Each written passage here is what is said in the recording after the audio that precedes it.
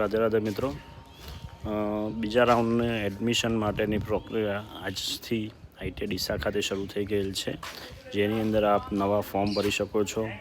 જે લોકોને ફોર્મ ભરેલું હોય અને ફી સબમિટ કરાવવાની બાકી રહી ગઈ હોય તો એ પણ ₹50 રજિસ્ટ્રેશન ફી પણ ભરી શકે છે.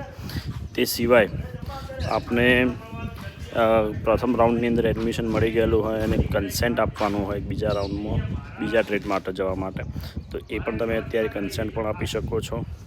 ચોઇસ ફિલિંગ કરવાની બાકી હોય અથવા તો ચોઇસ રીસેટ કરવાની, એટલે કોઈ બીજા ટ્રેડમાં ચોઇસ પસંદ કરવાની હોય તો એ ક્રમ પણ તમે ઉપર નીચે ચેન્જ કરી શકો છો. તો આ તમામ પ્રક્રિયા અત્યારે બીજા રાઉન્ડની ચાલુ થઈ ગયેલ છે.